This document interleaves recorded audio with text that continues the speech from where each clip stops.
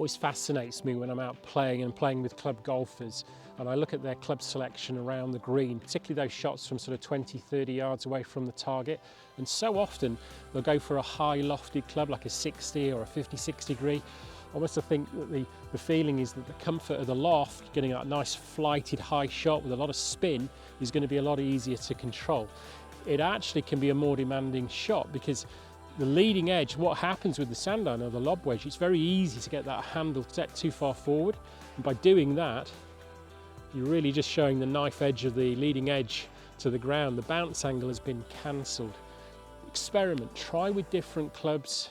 Try with something like a 50 or a 52. Because they are a much stronger loft, that ball's going to come out lower, faster, so your attitude is going to be slightly different. You're going to have a more passive attitude, so you're going to be a little bit quieter. But what's going to happen through impact, that bounce angle is going to act like a skid pan going underneath the ball, so it's not digging in. You're going to get more consistency. It's going to improve your short game. Give it a go. So I've discussed with you the importance of your club selection from around the green, those shots from 20 or 30 yards away from the hole. We're going to go across to the 15th hole now. A really demanding green, an elevated green, but also a two-tier green. So club selection and choosing the right lofted club is imperative. Let's go across there now, make a few shots.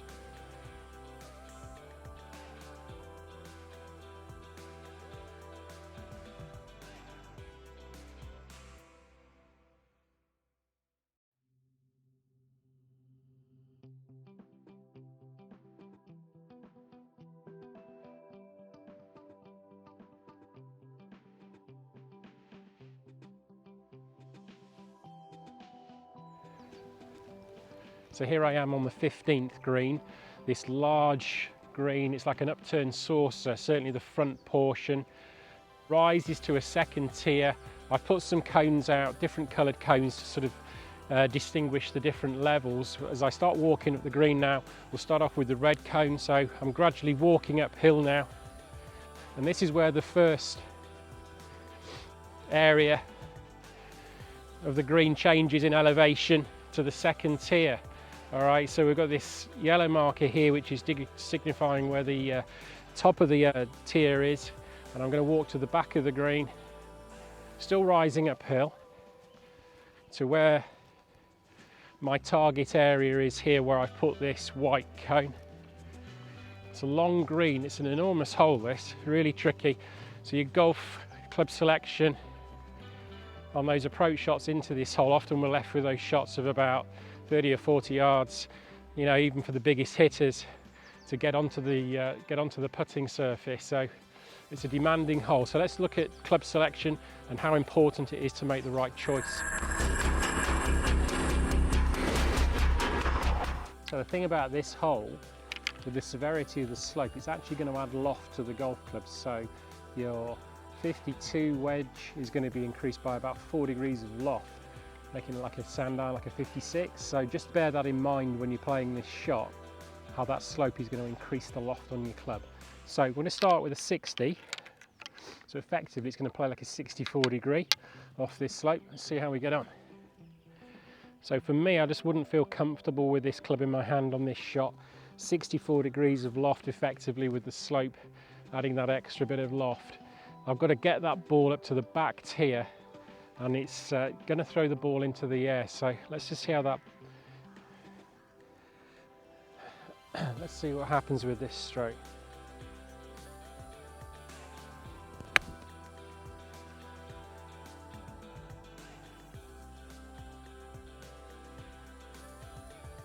So I hit that one pretty hard, and I've just got onto that. I almost landed it on the second tier, hit the area of the yellow marker, but it's come back down again.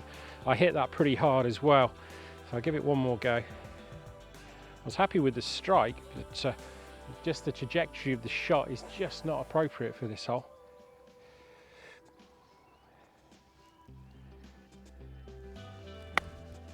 Throwing it up again. Just made it, but only just. But I felt really as if I was having to be quite aggressive with that stroke to get that ball to the hole, and there's a lot of height on it. And it's difficult judging that bounce, especially off that little tier there, how it's going to react. So my second choice now, I'm going to go with a 52 degree. So Remember that slope's going to turn it into a much weaker loft, so it's going to be reacting more like a 56. Let's just see how we go with this one.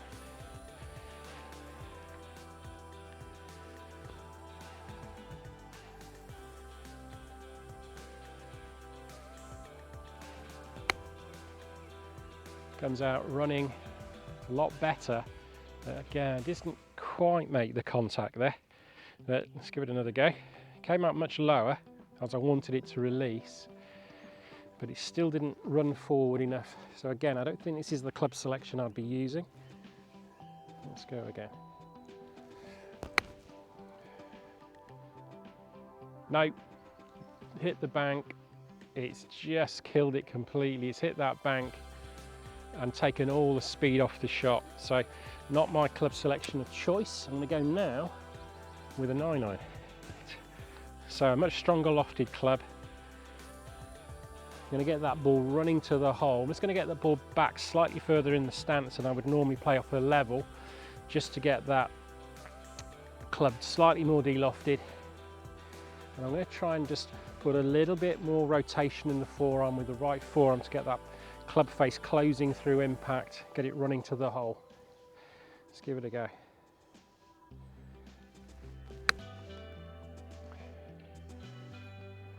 Rising up. That was okay, that wasn't bad. One more, probably just need to give it a little bit more. Just going to play it slightly more to the right of my target, just to allowing for that little bit of hook spin. Oh, I love that. Here we go. Happy with that one. Exactly what I wanted. Remember, loft can be your friend, but it can also be your enemy. Remember, good club selection is vital on this hole.